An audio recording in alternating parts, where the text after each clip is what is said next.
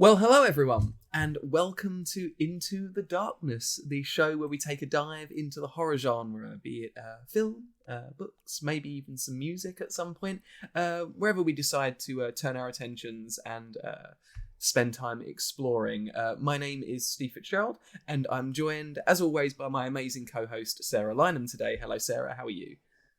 Hello. Yeah, I'm good. It is quite a mild morning compared to the atrocious heat wave we've been having. So it's I actually managed to get some sleep. I'm feeling very good actually. Good stuff. Yeah, we I think we did a very good job of getting through the last episode without commenting on just how warm it had gotten while we were recording. So well done us, I think. Nice work. So, nice out today. And we are. I'm really excited. Intrigued. I don't really know what's going to happen about today's episode because we are continuing our journey into the Hellraiser franchise.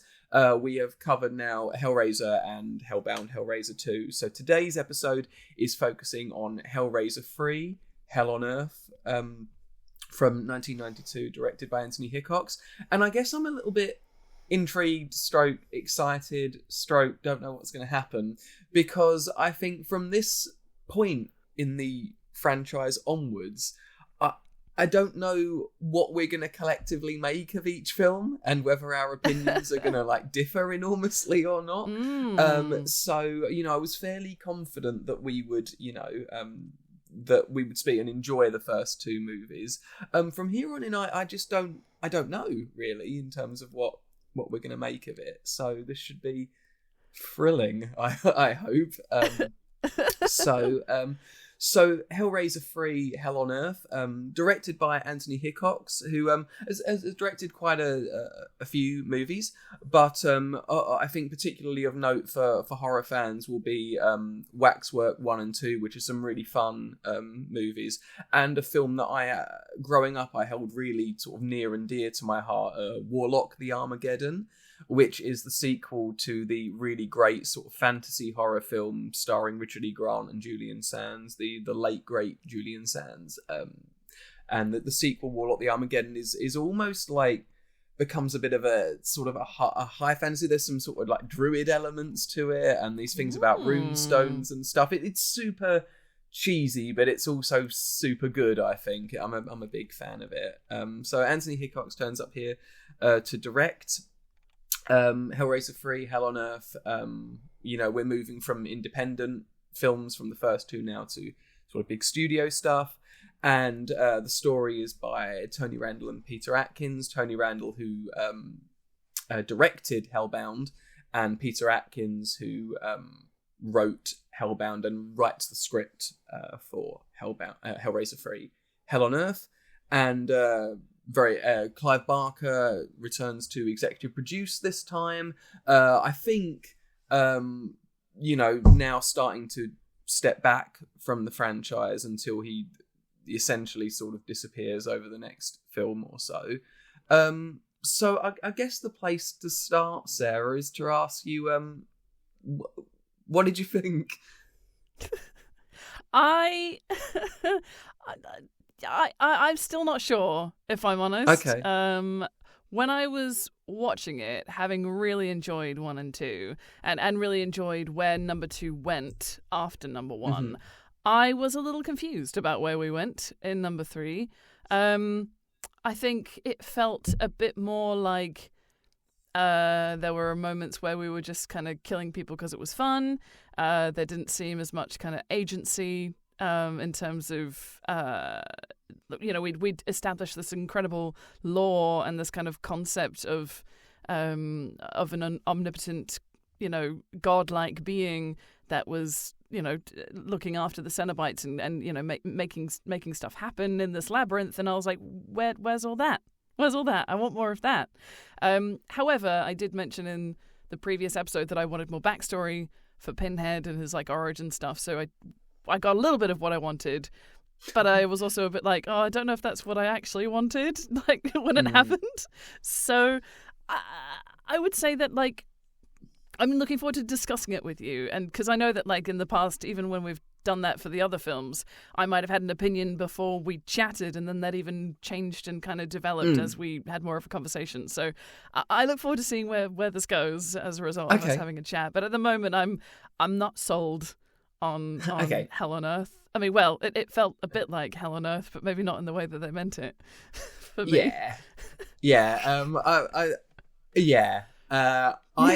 This is the first time in all the episodes that we've done so far where I'm going to say what I'm about to say, and I'm I don't like this film. I fundamentally think that it makes basically all the wrong decisions for moving ahead with the franchise. I've rewatched it quite a lot over the years, trying to find maybe a little bit more of something in there that I can really root for and enjoy, and like, and to be fair, rewatching it when I rewatched it for this recording, for the first 45-50 minutes or so, I was sitting there going, I guess it's at least entertaining, isn't it? And then the rest of the film happens, and I just no.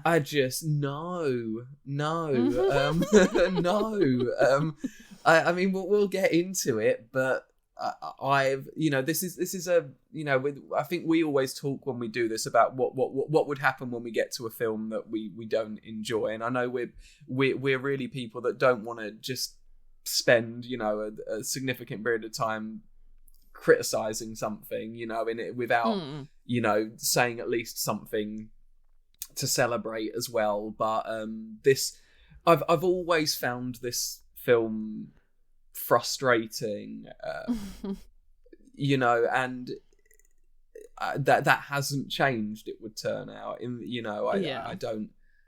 Yeah. So no, I'm right there with you. It doesn't do anything you want it to, I don't think. Although I do, it does have its people that defend it. I know I've met a couple of people for whom it's, they think it's a really, really fun film. And I guess removed from the franchise, it might be one. But as you said, with what is set up in those first two films, this kind of, it doesn't make good on any of that, does it really? I mean, exactly. When you started watching, how quickly were you like, I don't know if I'm okay with this. Yeah, I'm trying to remember the exact moment. I think I can't remember exactly when it was, but I think it was probably it was before the sort of like entire club gets massacred for the lols. I think it was probably when we were doing the backstory stuff with what's his name, Elliot. Elliot Spencer, I was like, this is not what I expected, and we've kind of got this like split entity kind of situation going on, and I was like, it's an excuse, I don't know. I think the whole split entity thing. It's like, well, now we can just sort of turn him into a bit of a slasher, and he can go about sort of wisecracking. And don't get me wrong, I love a slasher. I'm actually a big fan of slasher films, but that's not what I wanted from this. And that's we moved so far from what I thought we were going to do, because I thought we were I thought in the second film we were really pushing this slightly more like Gnostic kind of concept of like a godlike, evil godlike creature that was like having fun with human beings. And this whole, we're presented with this incredible concept of like pain and pleasure, and are they the same? Like, where's the line? La la la la la. Like, and that was, I was like, this is great, and this is so rich and so interesting, and it just feels like number 3 goes, nah, fuck that, that's stupid. We could just like we could just focus on the suffering, and the suffering is actually just you suffering and me enjoying it. I'm like, no. It just felt no. Yeah, as you say, like you said just now, the nightclub massacre for the lols, and it just feels like it. And this isn't written, it's written by Peter Atkins, who wrote Hellbound, Clive is at least around. I mean, I think actually Clive Barker, if I remember correctly, said that working on this film was an absolute joy. Like, he had a great time. They've obviously gone over to the States now to film, and the American crew were amazing, and they were all lovely, and so everyone seemed to have a good time. Well, sorry, I beg your pardon. It seemed to be a nice, it felt like really professional in the sense of, I mean, I don't know how good a time, because I do imagine, so obviously the first two films being these, independent productions. After Clive's next film after Hellraiser, Nightbreed, which came out in 1990, that was distributed by 20th Century Fox, so big, American studio. They weren't really sold on the film. They demanded loads of reshoots and whatnot, and the film came out to very mixed reception. Caused, I think, did cause or almost caused the studio that sort of made it, because it was distributed by Fox, but someone else made it. I think they closed or almost closed down as a result of it. So I think there was all this sort of, unsureness about where Hellraiser would go after the second one. The film was made. It was picked up by Miramax from 3 onwards, which is obviously the domain of the Weinstein brothers. The film is not only in not good hands, it's in horrendous hands. We know about the background of these terrible people, but in terms of just focusing on the film from here on in, there is a very clear mistreatment of the Hellraiser franchise and what Miramax, what the Weinsteins think should happen with it. And we'll get into that, I think, in a lot more detail as we go down the line of films. But this is where we are now, is I think there is a sort of a point between people that want to make, what those first two films are and sort of what is seen as commercially viable for the Hellraiser franchise. And that is, I think, more than anywhere else, you see the trade here, what is sacrificed to get another one of these films made. And as you say, written by Peter Atkins, who wrote the second one, so not someone that doesn't understand what the film should be, but it loses sight of it enormously here. I think we're going to be on the same page for this, and let's see how we get on.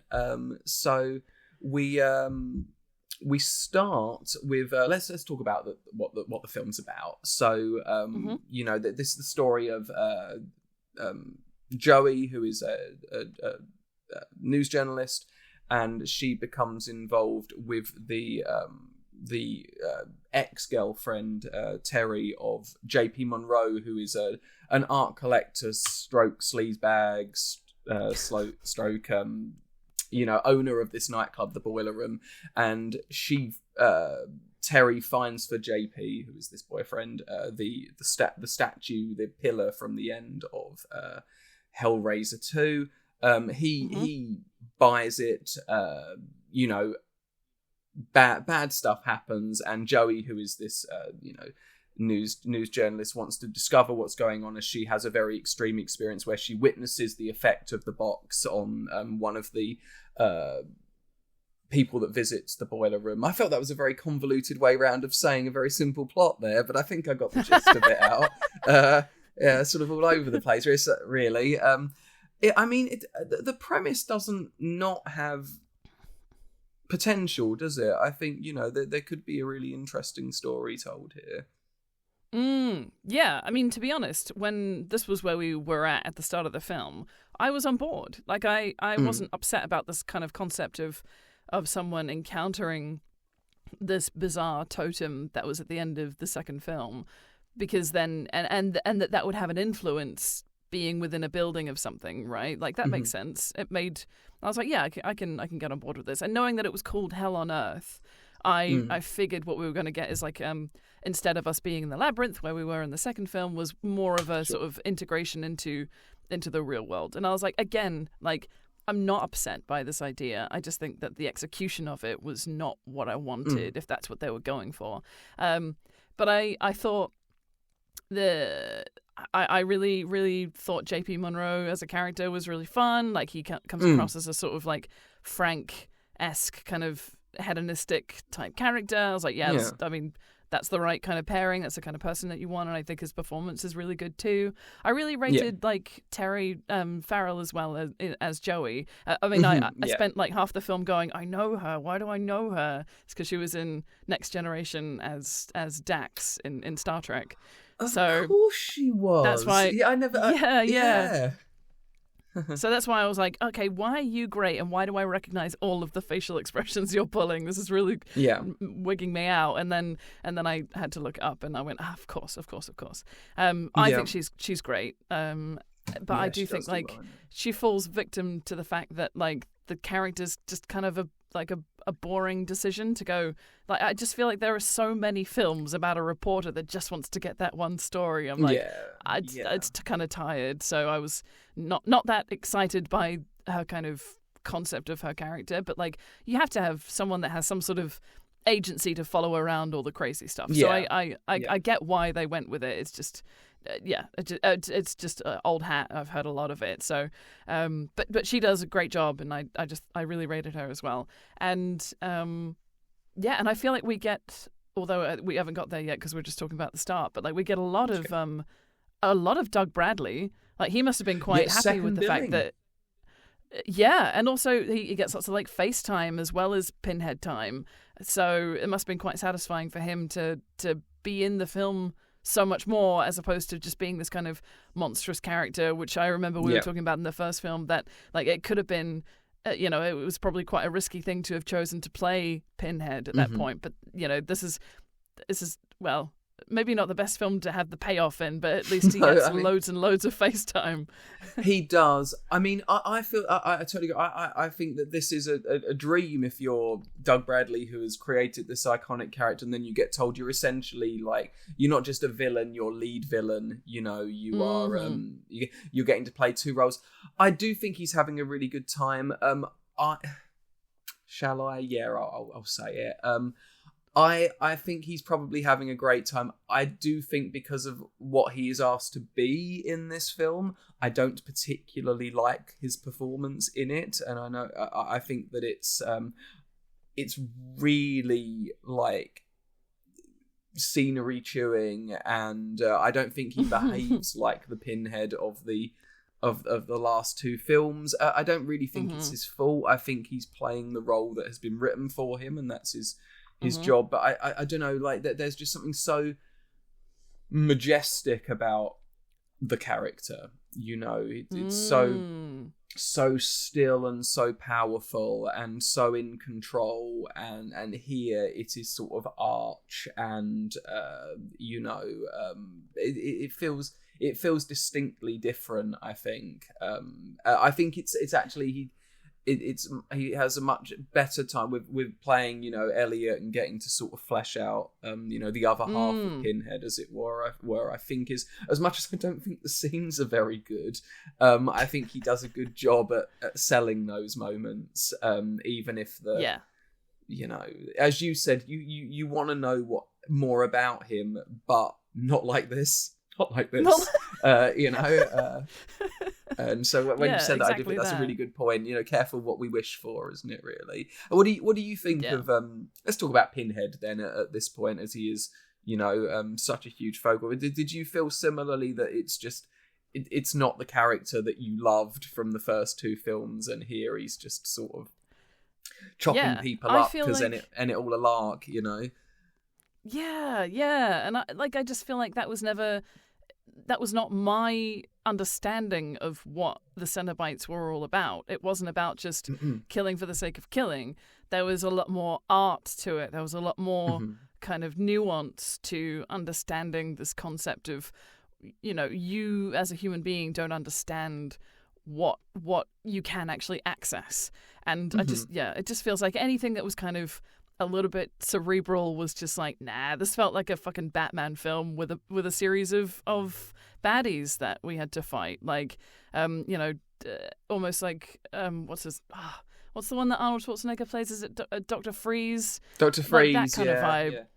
I was like, please don't do that. Like, I just felt there was, like you say, Arch. It was almost quite like it was so heightened, and there was a sort of like subdued, concentrated, like evilness to Pinhead in the first couple of films that just feels like it gets completely blown out of the water, and it doesn't feel like that's not my Pinhead. No, it's not. No, it isn't. And I also think even down to the character design in this one, he looks. I mean, I think it's mostly because obviously this film looks much plusher than I think that's probably because I think they look great the last two films compared to this. I don't mean this really in a positive sense, but this looks a lot more sort of, do you know what I mean? Just sort of more Hollywood. That's what I'm dancing around, isn't it? Really, it does just. Like, I don't want to just be like, oh, Hollywood films I prefer, but nonetheless, it does. And I think under that glare, the makeup they've chosen for him this time looks like a creature design rather than someone that has done this to themselves. He looks more like a monster, and it looks a bit goofier and he still looks like Pinhead, but it not as this, and it's not. I don't think it's a rule for the following films. Actually, I think he does go through different stages of his appearance and his character, and this isn't like for the Pinhead character. I don't think it's all downhill from here. Really, I think that this is as poor as I think some of the sequels are in this franchise. I think this one is one of the ones that gets him the most wrong. Actually, it just doesn't work for me. Hey ho, yeah, that's totally fair. Yeah. Even though there's even a scene that we'll probably talk about in a little bit that happens that is on the surface very cool. You probably I think I might know the one you mean. Yeah. Even though on the surface it's very cool, when you think about that scene, it doesn't really work. It doesn't really add anything other than to go like you said in the boiler room. It's sort of cool to watch people get murdered, which depending on the type of film it is, but it's not meant to be. And I guess it's like flesh. That when they use that word a lot in these films, and flesh kind of has a currency, doesn't it? Because you can glean so much pleasure or pain from it. Our nerve endings, our senses. And so flesh is important in that way because it is malleable and terrible and all this. And in this film, flesh is reduced to just collateral damage, isn't it? It is just people are there to be slaughtered, and that is in this franchise deeply unsatisfying, I think. Yeah, 100% agree. Yeah, so let's talk a little bit about some of the other characters in the film then. So obviously we've said Terry Farrell as Joey's great. Doug as Pinhead, I think he's just given the wrong version of his character to play here. We love Doug and he's amazing, but it just doesn't work for me so much here. What did we think of... Oh, my cast list jumped around then. What do you think of Paula Marshall as Terry? This is JP's ex-girlfriend who aids Joey in her mission to find out more about the box and the events of the film. Yeah, I thought, for the most part, fine. I thought there were a couple of, weird choices, and I sometimes find it hard to distinguish whether or not that was, an acting choice or a directorial choice. But, I think fine in terms of, again, I feel like a plot device to connect and to allow Joey. Oh, Jesus.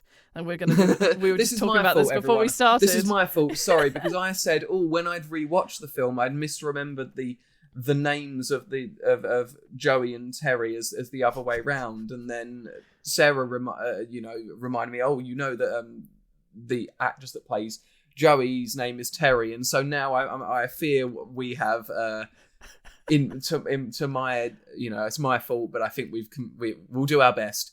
Sorry, go ahead, Sarah. My bad. I'm gonna try and just use the character names from now on, because otherwise my brain will melt. So I think it's important to have a Terry-like reason for Joey to be able to have access, because Joey seems like, even though she's a reporter and she seems like she wants to kind of chase the story, blah, blah, blah, she doesn't seem to have this sort of rebellious nature that Terry has. Like, she wasn't going to... She was happy to go, oh, well, we can't get into the art museum, the art gallery. Oh, well, we'll have to find something else. Whereas Terry is the one who goes, no, we'll just break in. She needed some sort of... She still has to play the sort of good girl character, and Terry has to be the reason why it gets pushed further than that. So again, it feels like it's kind of like a we need this, so here's the character that helps with this. I think she does a perfectly fine job, but I do feel like, we could have just made Joey have a little bit more gumption, and she could have just been the type of person who does break into places if she really wants this story. So yeah, I think she was there for the story, and even though the actress I think does a fine job, like, I don't think I think we could have just made Joey more interesting, and then we would have been fine. But she does get to wear some great outfits. I was like, I'd wear that to a gig. I'd be like, I'd buy those. Yeah, I love those boots. Yeah, love that. When I used to watch them when I was younger, I was really sort of drawn to Terry, actually. And I think some of that is like, I felt like I could see a bit of, like, that sort of the outsider that she is, and the outsider that I was, growing in her, and I had a lot of sympathy for her. And as you say, I think some of that was, obviously, I think the character, some of it was that you get that sort of sense of who she is through her costuming as well, and I think that's really really true. I do agree that there are some moments where maybe the character or the decisions made for the performance do falter. In fact, it's a film actually of some performances where I couldn't make my mind up at times whether people are doing a good or bad job, and also where the fault lay. Really, I did spend a little bit of time with that, because there were a few sort of the sort of not lead characters who I wasn't sure of from one scene to the next, really. But I like Terry, and I certainly really sort of was drawn to her when I was when I used to watch film when I was younger. Trying to find a few things that I like about it. And one of the things I do like about it, I would say, is that I do kind of like the sort of dynamic between Joey and Terry. I like the in fact, I wish there was maybe a little bit more of that sort of, that they became more of a sort of unit, to really justify the relationship, and not just that Terry is kind of used to do that initially, as you say, to sort of be the person that will break in and whatnot, and then is swiftly sort of dispatched from the film until later, when she reappears, and we really need to talk about all of that stuff in a little bit. So I'm sure I can already start to measure your opinion on what happens to some of the characters later in the film. I mean, let's build up to it. I reckon. Let's build up to it.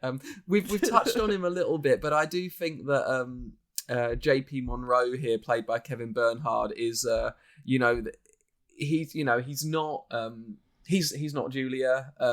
He's not this, but he's not even what would I think one of the big mistakes for the film is that instead of having JP be the villain and Pinhead be this secondary character who is maybe trying to free himself from the statue, or is trying to, regain himself within the plot, but it is taking a backseat to JP's wants and his desires and pursuals.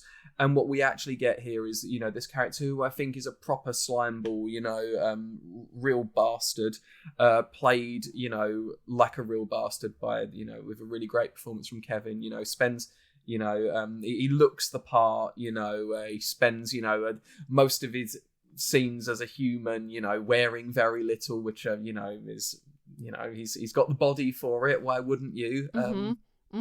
And he is sort of then removed halfway through the film to really focus on Pinhead murdering people, and that's probably the big decision that was wrong, to say that Pinhead is our lead villain. It doesn't work. Do you know? Much. I'm just thinking about it.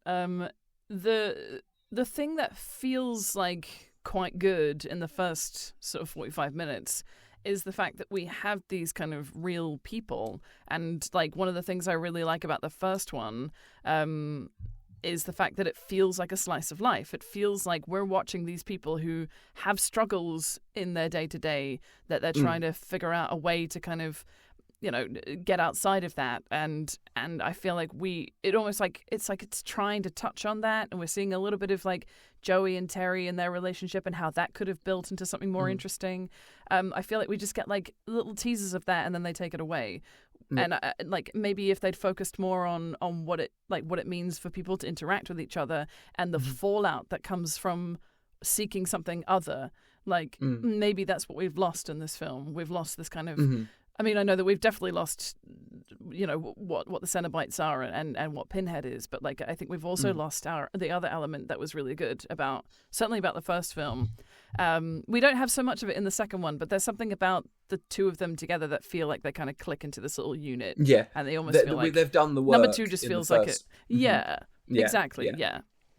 Whereas I don't feel like any of these characters have earned what we earn from number one in order to get the payoff.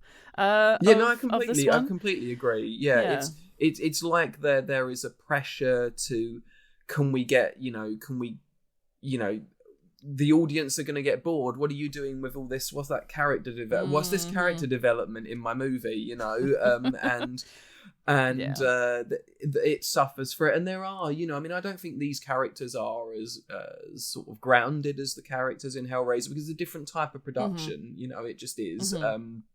You can see what it's sort of, how it looks, what it's going for. But I do think that, if we just had the bigger focus throughout the whole film on the pursuits of JP Monroe, maybe, and the him and Terry's relationship, there's something really to say about what people do to each, like the Frank and Julia relationship through Hellraiser 1 and 2. This is it's complex and it's deeply unhealthy, and but there's also a sense of like someone really striving for this thing they really want, even though they know it's going to be destructive, because maybe partly destruction is the goal, and that there's hints of that in some of these characters here, but it doesn't stay the course, and and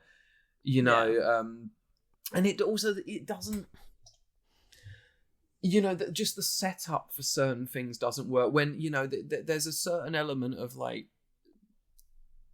not just that this isn't the way you'd want it to go, but that things just don't work. That it doesn't look right with Pinhead in the statue. It all looks a little bit silly, and there's a moment where Terry sort of sacrifices JP to Pinhead, and the way she does that is that he's not quite close enough to the statue, so she literally has to like roll him over once so he's close enough, and it all just like that doesnthat feel like this huge element of sacrifice that should happen there. It all feels all of the all of that dance around there where he's like, no, don't sit on the bed, come over to me by the super scary statue, and you're like, oh, this is honestly the only way you could think to get someone over to a statue, to get someone else going, oh no, don't sit on the bed, come to me over here, come to daddy, And by that point, I can't even appreciate the callback. I do. I liked the. There's the first sort of when Pinhead awakens. There's this moment where JP brings a lady back to his room, and they have sex, and and it's a fairly sort of erotic moment, like that's sort of going on. You get a good build of like the sort of sex and the looking at the statue where that he's gonna awaken there when everything climaxes, and it's the only moment in the film I think where you do get a sense of the erotic mixed with the Cenobites and Pinhead and the franchise, and this is a problem that sort of occurs now, is that the sexual element, which is pivotal, I think, to the franchise, becomes something where really, as you said earlier, it's not really about pain and pleasure anymore. It's just about murder, which is totally wrong. And that's the only moment in the film where I'm sort of like, oh, that works for me, actually, in a way that some other stuff doesn't.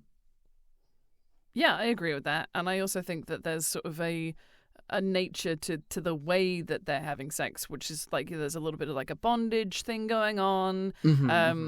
He's got this sort of when he climaxes, he's got his arms out to the side, he's like thrusting without even holding on to anything, and I'm like, who is this guy? Who does that? I mean, JP Monroe, baby. There's a bit of Patrick Bateman about that, isn't there? Really Bateman, because he's an absolute piece of shit, and and his self-worth is significantly higher than his worth, as a person. But that all does kind of work, and as you said, there is that sort of link between like who Frank is in the first film and this person, but you don't get the same, even though I guess he's got more screen time than Frank before he goes into the world at the Cenobites. It's all very, as you said, that sort of like Hollywood version of that character, isn't it? Which doesn't have the same depth, even though, as we've said, I think he looks great in the role, and he gives a good performance. Interesting bit of trivia about Kevin Bernhard, who plays JP Monroe, and I was like, oh, that I must bring that up tomorrow. Is that after I think he did some sort of, I think he was in Dynasty and did some soap work and stuff, and did a few more films, but then went on to more behind the scenes work and writing and stuff like that. And I found out that from his many credits, one of his roles, backstage roles, was as a story consultant for Kingdom Come Deliverance 1 and 2, the video games. Oh my god, How cool is that? That's really cool, and what a fun connection, because those games are great. I've not actually personally played them, but I watched Connor play them, and I've seen lots of the story, and they're great. Like, they're really good. Those two games. How cool! What a fun bit of trivia. Yeah, what a link! Kingdom Come Deliverance and Hellraiser 3, Hell on Earth. Who'd have thought it? Who'd have thought? That's fun. And then we have, and then we've got, I guess after that, we have our sort of, our characters who just pop into the film for a little bit. We've got Ken Carpenter as Daniel Fisher, or Doc Fisher, who's Joey's cameraman. He sort of plays the role of, sympathetic co-worker. It's I just thought every time he was on screen, I was like, and that was the best take. They didn't want to go back and do that again. Bless him. It's not a great performance. It isn't. He's given very little to do, but it's also not. Doesn't really work out. We have actually Peter Atkins in the movie as the barman in the film, who who does all right with what he's given. I think I don't actually know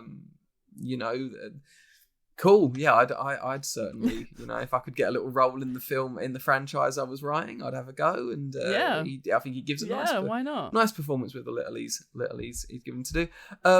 It's Sandy, isn't it? The young lady that is brought up to JP Monroe's room, who's in this that sounds sort of right. bondage Yeah. sex scene, played by Amy Lee, I think.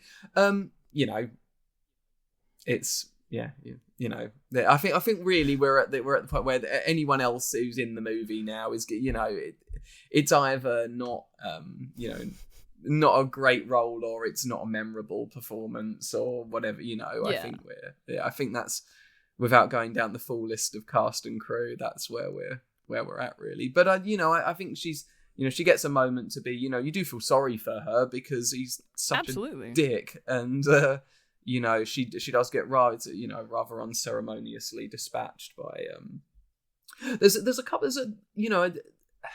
there's some almost good lines in all, that when she gets sort of eaten by the statue, and what does Pinhead say? He says, "You enjoyed the girl," and JP says, "Yes, good. So did I." But it's all it's all a bit like wink, wink, nudge, nudge. There's a line a little bit later on. I won't quote the whole thing because it's a couple of lines, but there's one line that really does stand out for me as quite a lovely piece actually for it, and it's when Pinhead meets Joey for the first time, and he has this line about there's a secret song at the center of the world, and I thought it elaborates on that. But I think that's a really evocative statement. There's a secret song at the center of the world in this sort of mess of like one-liners and everything else. A really sort of profound statement, really. Anyways, definitely. so it's nice to have that and not have our villain one-liners, a la our cameraman gets some sort of "Are you ready for your close-up?" kind of line, and I was like, "Come on." Should we talk about it? Let's talk about the Cenobites, I want a Cenobite. I don't want to call them that. I don't want to. I've got Mummy. I want a Cenobite. We've got a Cenobite at home. The Cenobite at home. As nowadays the modern the Temu Cenobites that we get. The Temu Cenobite. I mean, what were they thinking? I mean, I said it earlier. It feels like we've got these like cheesy Batman villains that are spinning out one-liners like they're spinning out fucking CDs to destroy people. Man. Like, come on. I think, like, when you think about I said it in the last episode. I was like, what does it take to be a Cenobite?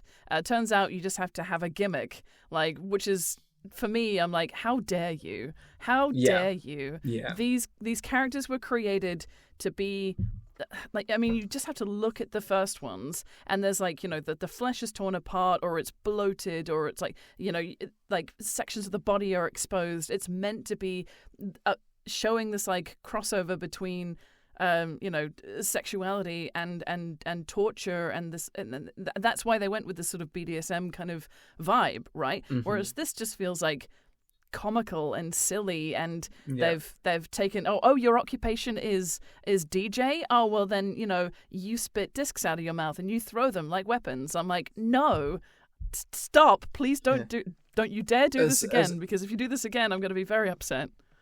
Yeah, and their names, in the credits, Camera Head Cenobite, DJ Cenobite, all of these sort of terrible, not my Pinhead, not my Cenobites. Yeah, and I think the film is kind of I feel like the film's embarrassed of them, because later on, Pinhead sort of just he's sorry, he says, they're shadows of my former troops, and I don't really like him using the word troops either, because there's never a sense that that's not what they are. They're something more spiritual, more profound than that. That through there are in reality, spiritual orders, monks who self-flagellate and put themselves through an enormous extreme so they can hear God or have a divine experience, and here, and in those earlier films, you get a sense that this isn't something that can just just be as such. Sure, we see Pinhead get transformed by a Leviathan in Hellbound, but you get a sense that who he is, who he becomes, that there's a ritual to all of this. There's something deeply, profoundly, even if it is something extreme and grotesque and visceral, it's also kind of beautiful and beautiful and terrible at the same time. And here it's like, yeah, well, if we shove some CDs in your face, you become CD Cenobite, and if we shove a camera in your head, and why would a Cenobite just want to put a camera lens through someone's eye and murder them? Like, what's the drive there? They are. And he as much as he says these are just like, the things I've just sort of made, it feels like a cop-out, doesn't it? It feels like a massive cop-out just to have CD murders and camera murders. And I think even the idea of what happens to JP, where you've got the sort of pieces coming out of his head and they're sort of phallically throbbing backwards and forwards, there's something of them in that. But then when him and Terry Cenobite surround Joey, they just sort of like dance around her, sort of poking at her and stuff, and it all feels kind of pathetic, doesn't it? Compared to what these things should be capable of. Especially because my sort of, like, when we were talking about this in the second, after watching the second film, was this kind of concept of like what. How do you get to be a Cenobite and not just be like Julia, who was almost like a kind of like a figure that guides souls, the river Styx, sort of that kind of vibe. It feels like in order to be a Cenobite, you have to like earn it. That was the impression I got, and you had to be already at a certain level of like your mind had to be open to it in a sense of like your sexuality as well as your aggression and your violent kind of nature. And that's why it makes sense for JP, in my mind, to have become one. Every single other person, I was like, why? It felt arbitrary, and it was just like, it'd be fun if we had this. And I'm like, I'm not here for fun. That's not what I'm here for. No. But yeah, I've got plenty I of think fun it's movies. interesting. I've got plenty of films and want to have a good time. It's exactly. I just want to turn my brain off. That's not what I signed up for. Yeah. No, you want to use your brain for a Hellraiser movie at this point. You believe you do after the first couple of films, at any rate. So, just. And I think it's really, the film it's off the rails before this, but at this point, you're like, is this really happening to me? Am I literally living in a world where we can go from those two films to this one? And, and then of course we have this, this really iconic scene. And I'm not talking about the Boiler Room Massacre, because I think, as you said, there's something so arbitrary about the boiler room bit. When you're watching that murder happen, I think we're supposed to believe this is some sort of amazing set piece, but flesh means nothing in this film, so who fucking cares, that all these people are getting massacred. It hasn't earned us giving a shit. And after this, of course, after we've first been introduced to these Cenobites, we end up at this really iconic scene where Joey goes into a church and she's like, they're coming for me, the demons. And the priest, again, who delivers this really sort of like hammy sort of, demons, they're more like men, all right, yeah, we get it, yeah, cool, you're a super hip modern priest who doesn't believe. And that's really a setup so that when the doors swing open and their Pinhead is, Joey can do, one of the only lines that might elicit a bit of a chuckle in the film, which is then what the is that, and Pinhead walks down the aisle here. The stained glass windows all explode because he's so evil now, and the windows can't contain themselves when he walks past them. And then he goes to the altar and he uses the pins in his head to essentially mock crucify himself, and he delivers the admittedly iconic line, "I am the way." And then the windows open. He laughs his head off at the at it, you know. And all of this looks very cool, but is all very empty, isn't it? You know,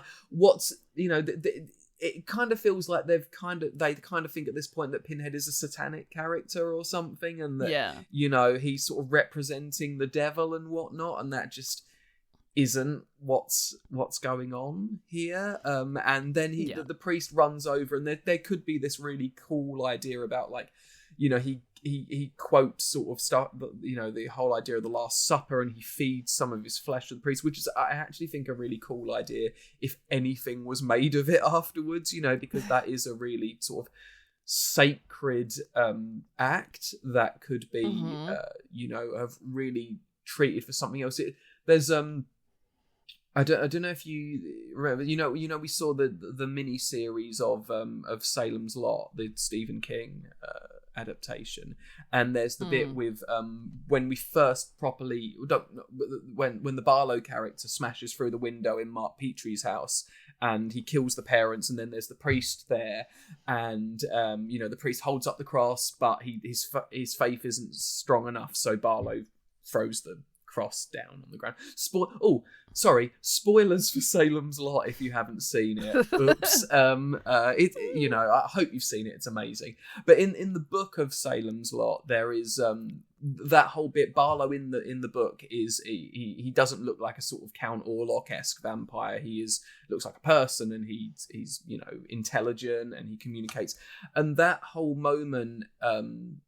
It's much bigger. It's a much bigger book moment in the book, and it ends with, because the priest's faith is too weak to keep Barlow at bay, he opens himself up and forces the priest to drink his sort of, you know, his vampiric dead blood, and there you then get a few more moments with Father Callahan is the priest, and you know, about what that means to have done that.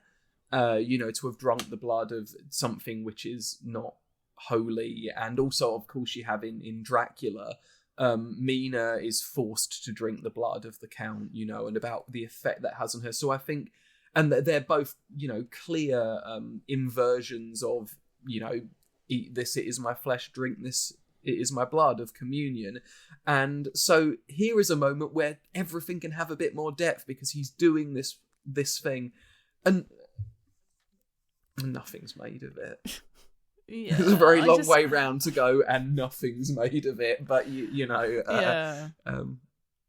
I think like when watching it, like I was like, oh, it's all very cool, like very stylistically very interesting to look at, and I think that's because like churches have this incredible like architecture and symmetry that always looks really impressive on film, I think. So like in terms of like watching it, I think that was probably a scene I actually did enjoy. However, it did feel really shoehorned. It was suddenly like, oh, hey, we could, you know what would make him seem even more evil? If he's able to go into a church and do all this fucked up shit in a church. I'm like, but it just seems so weak. It seems like it's not quite fulfilling what, in my mind, he actually is. And even if what they wanted to do was show that like the god that he represents is stronger than your god, fine. Then do something about that. Don't just be like, we'll just do a little bit of like sacrilegious stuff and don't worry about it. Like, and there was kind of there's no kind of, I mean, I'm going to keep talking about the fact that like in my mind we should be looking at both things, but it shouldn't just be suffering. That's not what it was pitched as to me initially. So I'm like, we're missing a whole other side of the story. Where, like, where's the kind of sensuality behind it? It would have been really interesting if it had been a little bit like of like sort of sexual fuckery in there as well. I'm not saying like like anything like violent in that sense, but like even if he was taking a sort of like pleasure in what he was doing to the next level, it just would have been more interesting for me. And I just again, it just feels like they went, and then she could run past a church and go into a church, and then we'll really like hone in on the fact that it's called Hellraiser, like he's from hell. It's like, stop slapping me around the face with your ridiculous concept. I don't like it. Do you know how that's probably a little aggressive, but no. I mean, do you know how much I've got to be sort of down in the dumps watching a movie when there's a bit of proper blasphemy and sacrilege, and I'm like, yeah, it looks cool, but I don't care. It's I think it's not shocking. I've seen The Devils, I'm not like, oh my god. I just, again, this I think, like I said quite near the start, this may, and I only say may, this may all be fine if it's not the third film in the Hellraiser franchise, and it's cool when films subvert your expectations, right? This isn't that unless it followed the first two films, I'm not going to be happy, because realistically the first two films are very different from each other, but they feel like this incredibly cohesive whole. I think we said last time, you can watch those two films back to back and you don't even blink, even though they're telling very different stories. And this is just, it's kind of, that there are so many great Hollywood movies. There are so many, fine Hollywood movies, that this isn't they went and made it bigger and glitzier and therefore I'm some sort of film snob and I won't accept that. It's just, this doesn't work. It just doesn't work because there's whether it's, the interference of the studio or it's just them trying to do something different that doesn't land. This just I also think that work. It doesn't, and I wonder if obviously that's, for me anyway, it's because we have the setup of film 1 and 2. If this had been a film that had just come out on its own, and we didn't have as much backstory, and they maybe peppered in a little bit more about what was going on, but this is where we started, then I think this would be very different, and I think my interpretation of it would be very different, because I'd be like, well, I'm curious to hear more about where these Cenobites have come from, and this kind of these concepts of demons. They keep talking about the fact that they're demons, and I'm like, but is that really the right word based on having watched the first two films? Not. Right? That's how they're referred to. Yeah, I don't think so either. But if this was the first in the franchise, I definitely think I would have enjoyed it in a different way, and and not just been like, hey, you gave me a really nice present and then you smashed it in front of me, and I was like, why'd you do that? yeah. No, it's as I say, I've spoken to people that really love this film, and it's not to give a little bit of, I don't think it's it goes reasonably quickly when I'm watching it. It's not, it is. I don't think you could quite slam it with it's boring. I don't think it's boring. No. So I do think, as much as we're sort of going in on it here, to give some sort of balance, it's not the worst film I've ever seen. The gore for the most part is fine, although I don't think it ever reaches any point where I'm like, oh, that's really grim, like I would in the first two films. Joey is a fine character, and I understand what's going on. There's a little cameo from Ashley Lawrence as Kirsty Cotton again here. I do wonder, because I know that for Clive, these films were meant to be, Julia became the predominant, focus point from sort of really two onwards, the middle of two to going into three onwards, as the villain. And I guess that there was a big, a huge, I guess we can't talk about where Hellraiser goes without talking about the fact that Claire Higgins didn't want to, as far as I'm aware, reprise the role again. She was sort of done with the franchise, which is a shame. It's fine, she's got every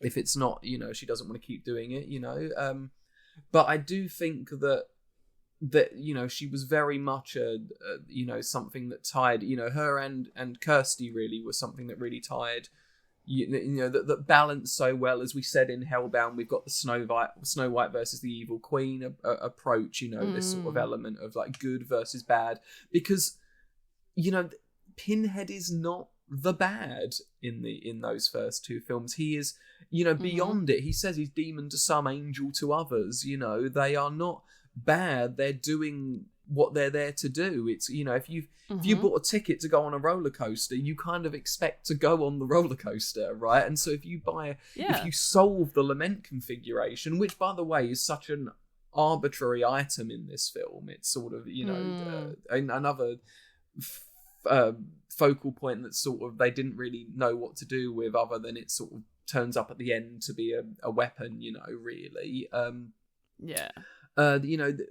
Losing Claire Higgins is not just such a huge bummer because she's so amazing, but because you then need to establish who your new villain is, and they kind of decided, well, it's Pinhead, right? Because we already know him, but that isn't the right way to work with it. I mean, going in, were you aware of who was well, I guess no one really returns except for Ashley Lawrence very briefly, but were you aware of like maybe who was, and Doug, of course, did you know it was going to be a completely new cast, or how did you feel once you realised that was the case? And No, I had no idea. I think I probably knew Pinhead was coming back because I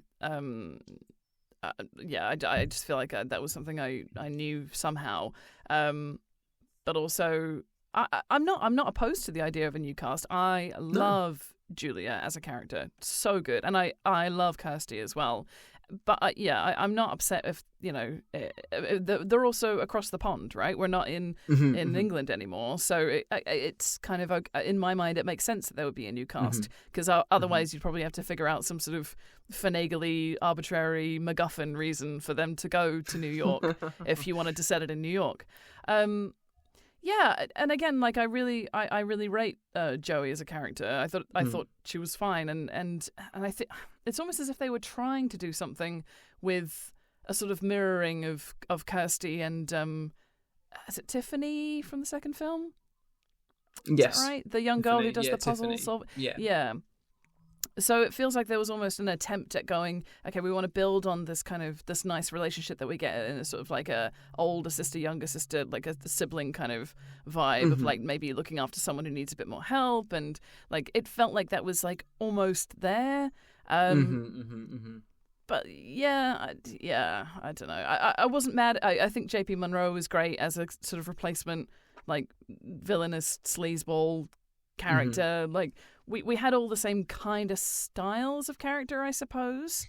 But it is really sad to lose Julia, 'cause she was a great, like, you were on her side in the first film, and then in the second film you were like, oh, she's a great villain as well, isn't she? Like, there was kind of she couldn't really do anything wrong in my opinion. I was like, yeah, this is great. Like, whereas I feel like I didn't feel as, I'm probably not as forgiving towards this new cast, because without even thinking about it, I'm definitely comparing them to Julia. And I'm trying my best not to, but it's hard when someone's like really put their stamp on something and you're like, yeah, I want more of that, and you don't get it. I agree. I'm not. I think it's a shame to lose the character. I'm not opposed to a new cast. Sometimes that's the best thing a franchise can do. Not, is to just go right.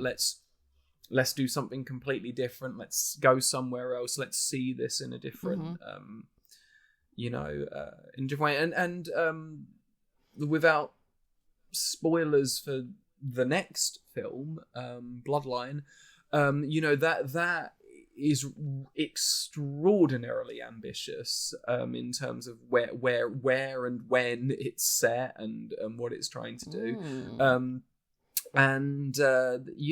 So that's all cool. It just, I think we've kind of struck on what the issues are, really, I think. And it's a shame because you're so invested at this point, and it doesn't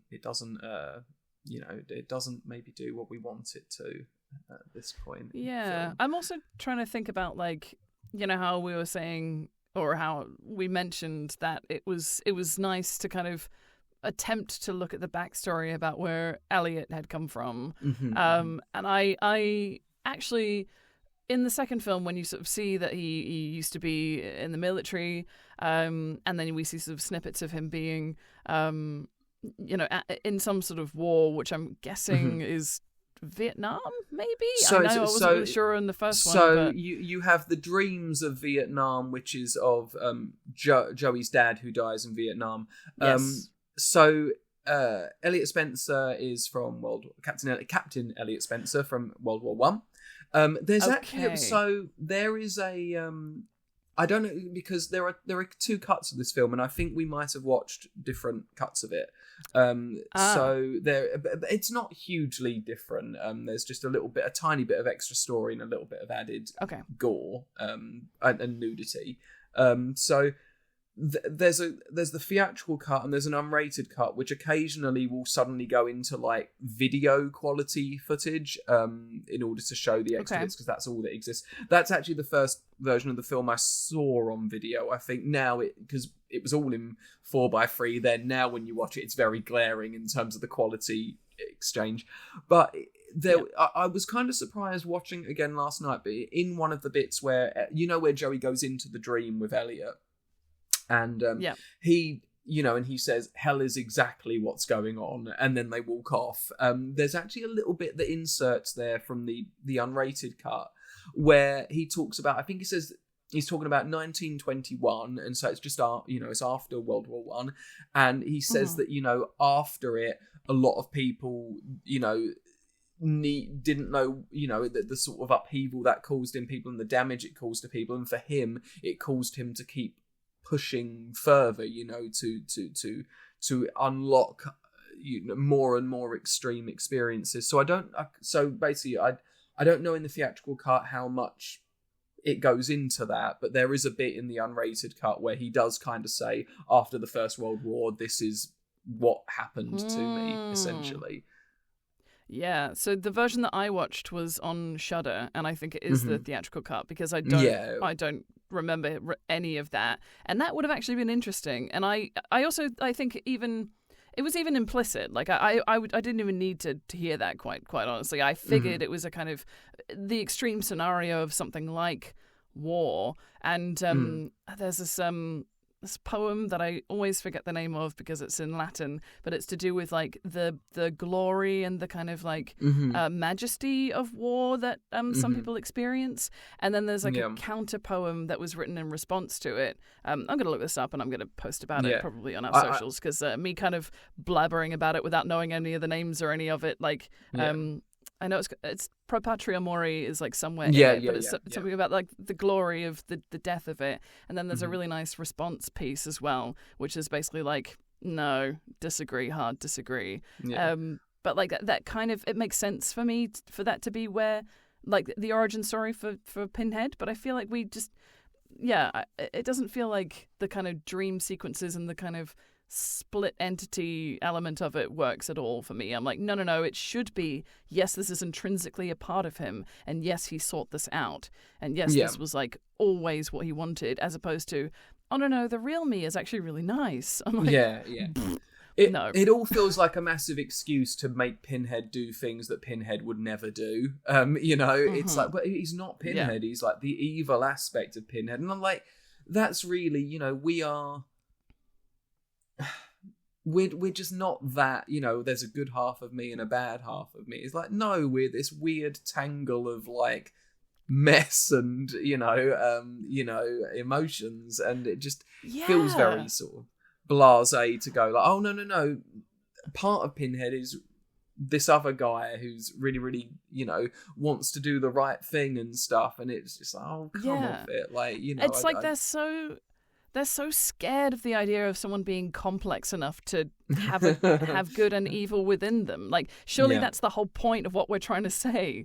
Like, we're not just two-dimensional people who, I'm just a reporter and I just do this. Like, no. People can be more complex than that. People can seek and want and have desires for something that like could be on the surface seen as like bad or evil or whatever, but like it's going to satiate them in a way that like they need. I just think it's so sad to be shying away from such a complex idea. I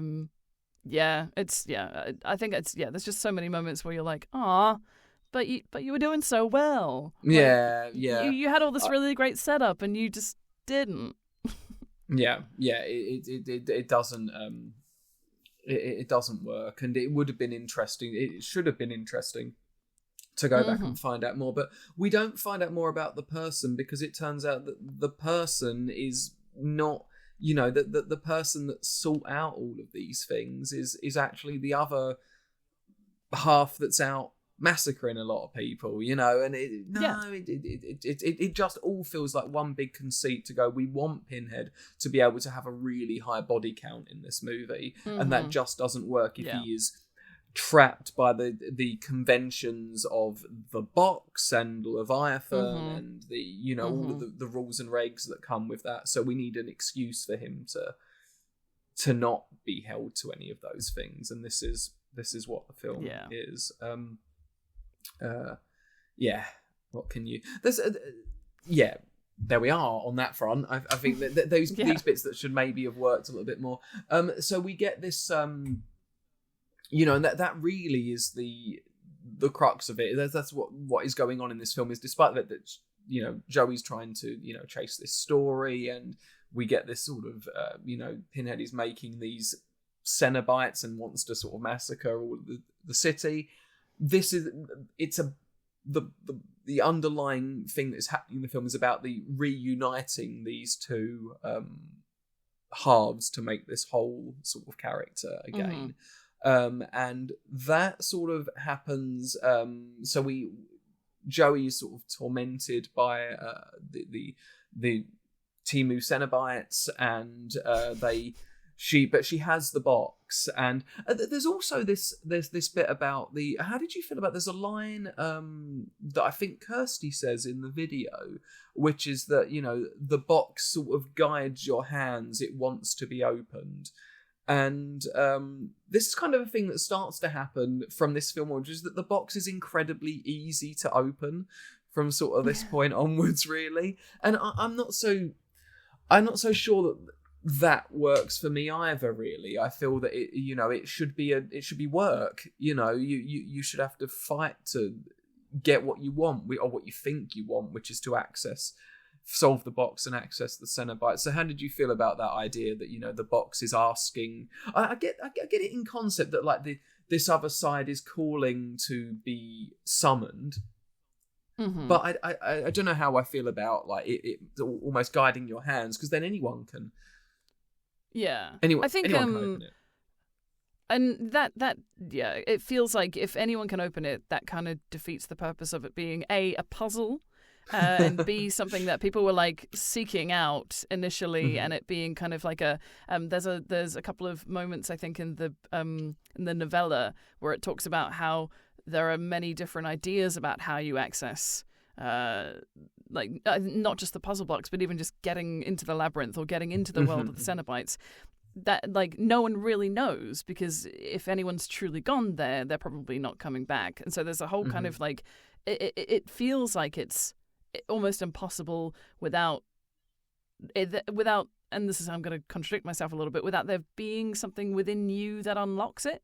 So I feel like it kind of works, but only if the person who's opening it has a sense of desire for, what is it, the line in the second one? It's not the hands that open it, it's the desire. It's desire, and that's perfect. I think. I because think I think you got to be a certain type of person, really. Although Kirsty solves it, doesn't she? But I think that it makes sense in the context of the movie why Kirsty would sort of solve it.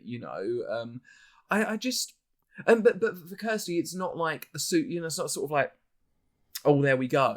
It cuts that she's spending time finding the different, things that cause it to morph and change. And I don't know, just this idea that you can just pick that box up, and within a few minutes you got it flipping and flopping and diving and spinning and whatnot. You know, there should be a cost to, and I think that for most, you know, maybe it can be either you spend time, or it's also, as you say, there's just, you're driven to, there is something that, you know, inside you that calls to the box and it calls back to you.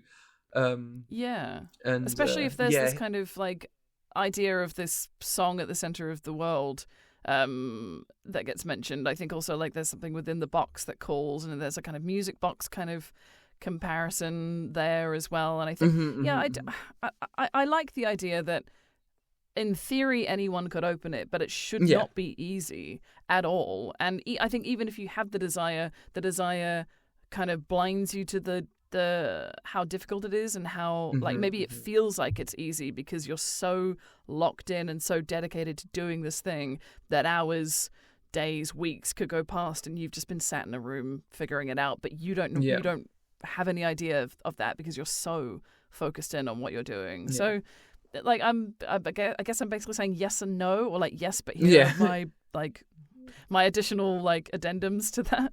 I think I'm saying, you know, I understand that, you know, without sort of going, you know, just sounding like I'm finding reasons to be. I think that I get the filmic nature of it demands that we can't spend ages watching something, and that sometimes you need to, you know, Kirsty has to use it at the end of the first film to send the Cenobites back, but of course she's already opened it by that point. And I just think, and it's not unique to this film, it kind of becomes a bit of a thing that, you know, la la la la la, here we go. I just, you know, when she sends the Cenobites back at this point, and then they end up back in the sort of the dream stroke hell stroke, you know, I'm doing a lot of this and then that and then that's today, but you know, that all feels like you know, that was the way that we're coming to the end now. We've seen all these Cenobites that we're heading into the dream, and then Joey gets just as a sort of something that did make me smile right at the beginning of the film, and if I don't say it now I'll forget about it. There's a moment, you know, that the guy that gets wheeled into the hospital and all the chains are pulling on him, and his head explodes, and then it pans over to a heart monitor. And I thought, we know. And but wait, his heart stopped as well? Oh, yeah, no. I know. Yeah. Oh my God, he's dead. And I just, you know, that's not. I just had a real little like giggle to myself right at the start. That like it literally goes, head explodes, cuts over to heart monitor, flatline, and I thought, well, that will do it. You know, it just made me smile. Well, now we know for sure, because the heart monitors stopped. Because up until that point, it was still a bit touch and go. We might be able to bring him back. I know. I'm not giving up on this guy. Sorry, that just popped into my head. There's also another, just in terms of like, you know, not a funny moment, but an odd moment that happens in the film, and sort of a meta moment that happens in the film is, at one point when the TV is on, and then it flitters through, you know, when Elliot pops up and then it swaps channels. There's a very, very brief moment where it pops up of the director of the film being interviewed. Oh, it says like Anthony Hitchcock's director, and it's only for a second. I thought, oh, that's odd and interesting. Ooh, like, what I are don't we know saying? If I remember that. Is that in the theatrical cut?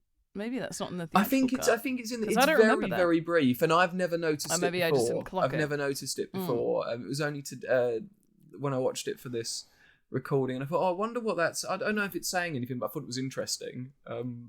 That is interesting. So we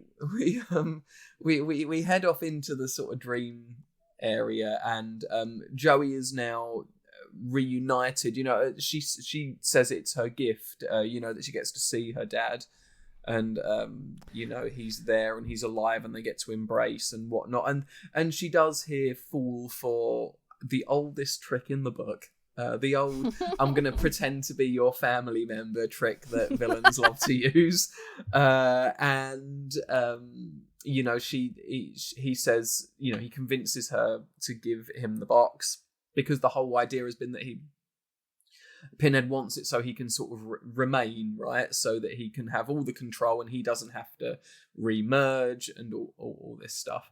And so he gets it. We get some. We're treated to some special effects at this ending of the film, which is maybe not fantastic. Where he morphs into Pinhead, and then in a minute we see a morphing effect between him and Elliot as they have their sort of confrontation. Because this is the climax of the film. You know, we're at the end of the film now. What did you think of this whole ending sequence here?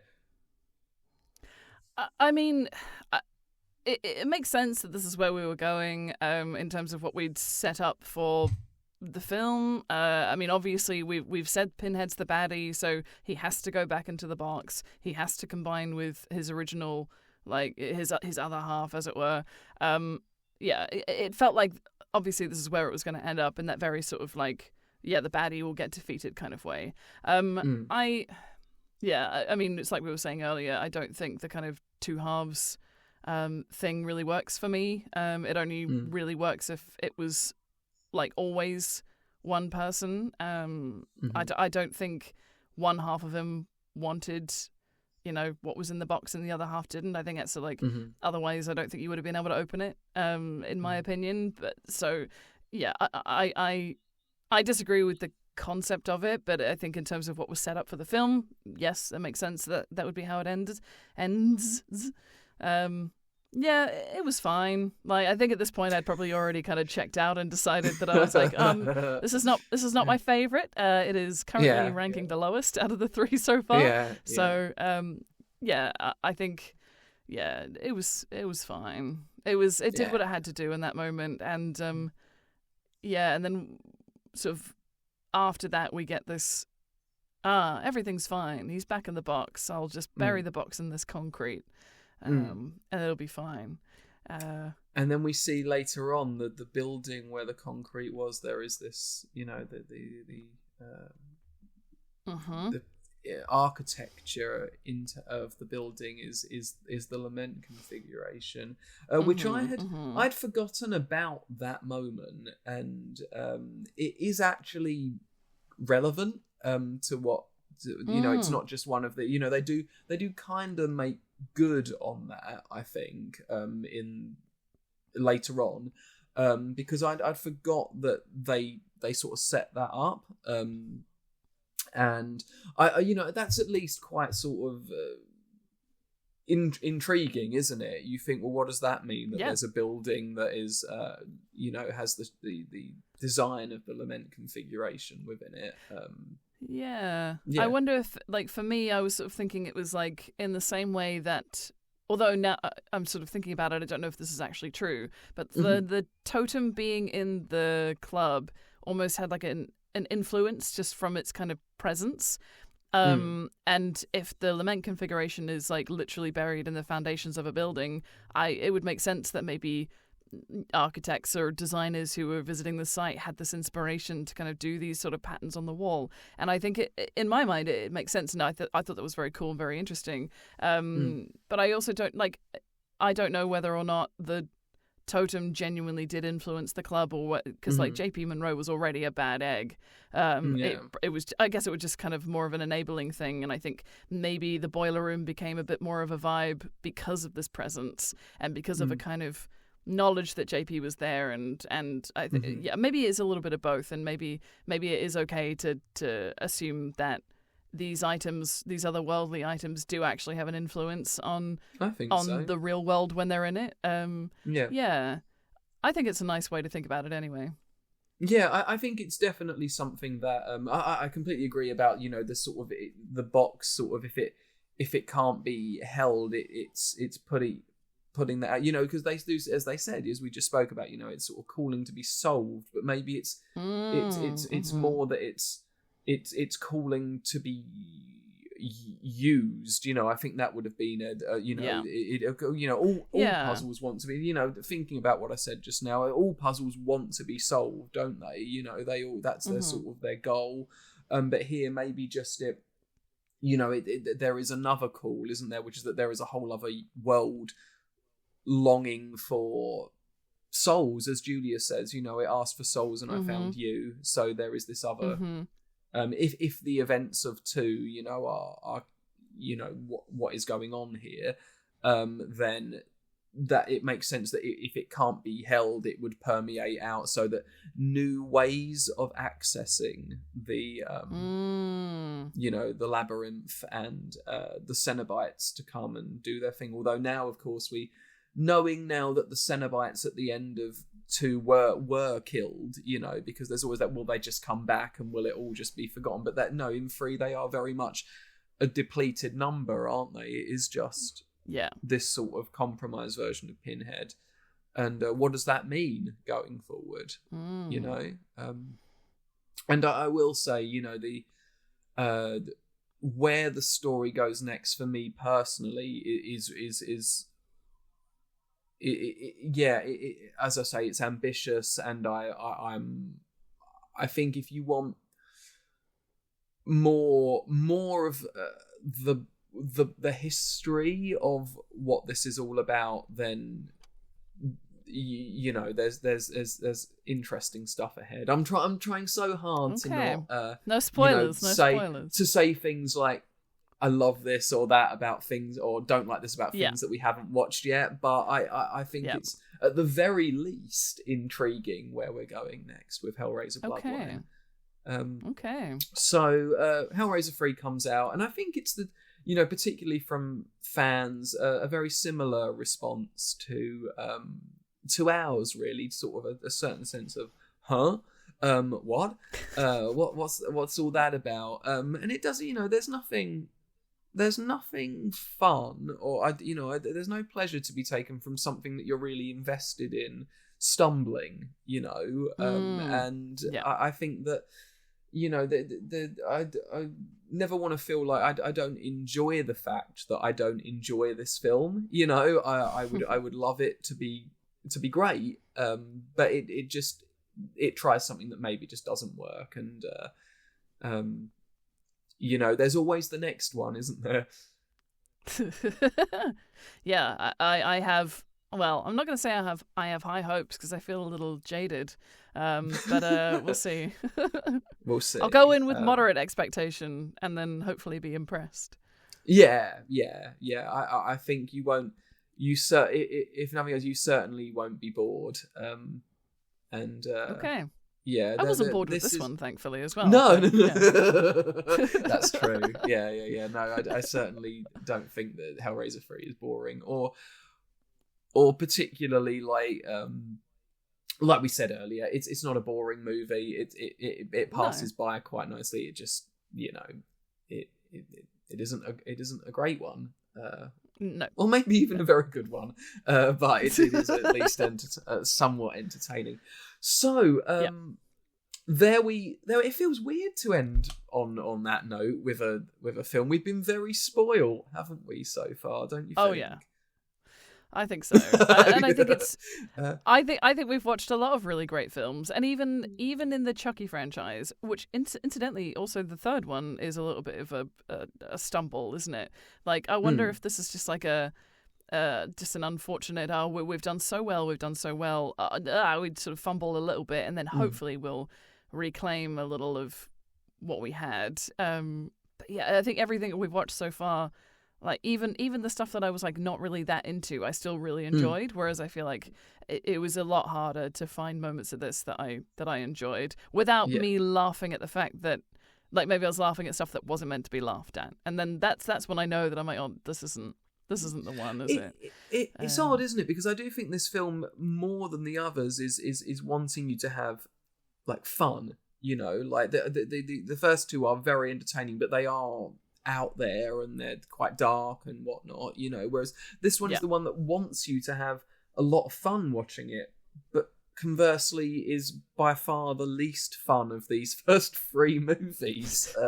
So there we are. But yeah, no, it feels weird to have spoken about. I knew this was coming, really. Having seen all of these movies. This is really the one for me where I was like, oh, I really don't like that film, and I was Even before watching it was like, oh, I've got to watch Hellraiser 3 again. But it was all right. It was fine. It just feels odd to be having had such a, like we kept saying during Child's Play, they are all of such a quality. To finally have a movie where we're like, it feels odd, but it's been really nice talking about it, and finally getting some therapy about this movie years after I've seen it, and didn't know what to do with it really. So what would you have done if I really liked it? What would you have done if I'd been like, I thought it was brilliant, like, wasn't it? Yeah, I mean, I'd have totally. I think it would have made for a really interesting. I mean, obviously, totally respected. Some people really like the film, and that's cool. And I don't have to like everything. It'd be weird if I did. But I sort of felt you wouldn't like it. But as I say, there are people that do like this film and do defend it. So I did wonder what we would. I think it would have been a really interesting conversation. But I would have been surprised. I think I would have been like, "Oh no, what am I gonna? I don't want to be too, harsh about it." But no. I think we've chatted after loads of films, like even before doing this podcast, and I think you've got a pretty good idea about the stuff that I like and don't like. So I'm sure that you had about 90% accuracy in terms of what you thought I was gonna feel. Yeah. I don't know. I mean, I don't know, because whenever I I think I have a reasonable idea when I recommend stuff to people. And this was kind of because we're doing the Hellraiser franchise. It doesn't really matter. It's not really a recommendation. It's just we've got to watch them all, and for better or for worse. And so with this, I was sort of like, well, it will, if one of us likes one of them more than the other, or doesn't like it more than the other, that would be really interesting. That didn't. It's obviously a little bit more of a worry when you just generally recommend a film that you really love to people. I mean, and it has happened on occasions where I've sort of done a recommendation for a film that's sort of really near and dear to me, and someone's sort of like, or even worse, shit, but it happens, doesn't it? And that's kind of the beauty of all of this is, talking about it and not having the same opinions. People, it's good to have different opinions and have different tastes, and it doesn't make you like less of a fan either. Although I think as when people are just looking all the time to find fault with things, but they consider themselves a fan, I find that really weird, because my go into anything, particularly with stuff I love like horror, is that I will do my darndest to like this. And if it doesn't happen, it doesn't happen. I'm not going to tell myself something's there if it's not, but I try really hard to find good in the things because I love it and I want to love it. And it doesn't make you less of a fan of a franchise if one or two of them don't work for you. I mean, when we did Friday the 13th, that was because we'd seen the first one at the cinema, but when we did the two earlier this year, 8 and 6, 8 was that's a film I enjoy, but I don't know if I can, and I defend quite a bit, but I don't know if I'd make a huge argument that it's a great film. In fact, I wouldn't make that argument. I don't think it is a great film. It's probably objectively not a really good one, but I think there's a lot to like about it. So that one I was what was it, and you were kind of, I think you were very kind about number 8 actually. I mean, looking back on let's keep going. Looking back on Friday the 13th Part 8, Jason Takes Manhattan, what are your feelings looking back, having now seen the 6th one as well? And I feel like, and even just comparing it to like how I've felt about this as well, like I feel like, as you say, there are parts of it that are really fun and you can like elements of something whilst also acknowledging something isn't actually that great as a whole. But like I think it doesn't feel. Sorry, there's about 10 different things spinning in my head at the moment. I think it's because like I haven't seen everything in the Friday the 13th franchise, and at the moment we're watching everything in order for Hellraiser. I feel like what the setup was for Hellraiser and then what we have for number 3 feels like more of a rug pull than just watching a Friday the 13th without too much additional context and feeling like, oh, that wasn't that great, but I still really, really enjoyed it. It doesn't feel quite as Yeah. It almost feels like a personal attack. I was like, how dare you?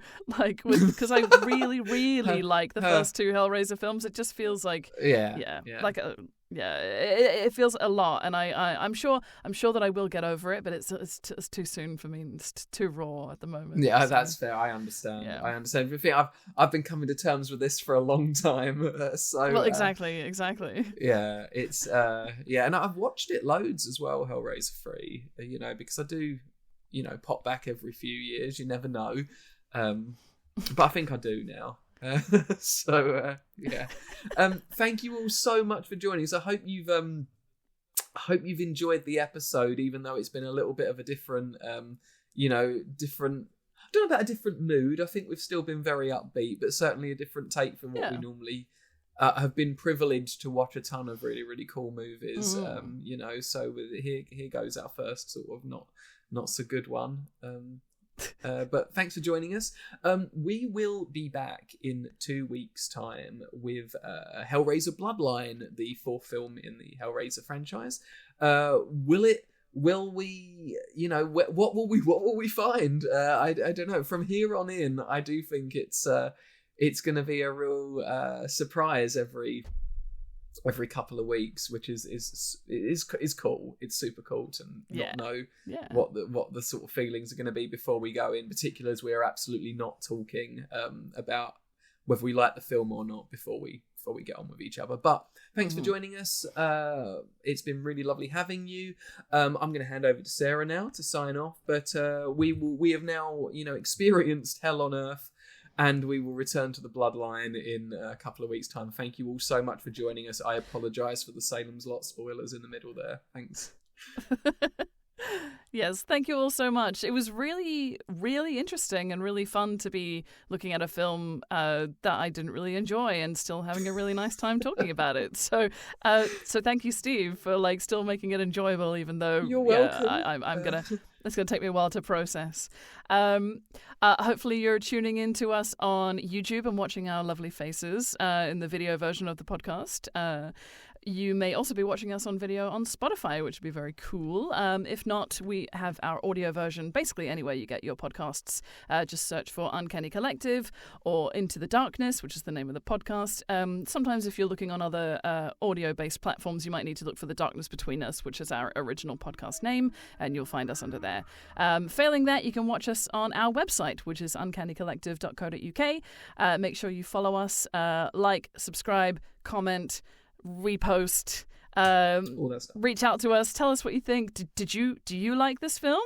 I would love to hear your thoughts on Hellraiser 3 Hell on Earth. Let us know what you think. You can also reach out to us on Instagram, Uncanny_Collective, or I'm Sarah Lynham on Instagram, and Uncanny Steve for Steve Fitzgerald. Let us know your thoughts.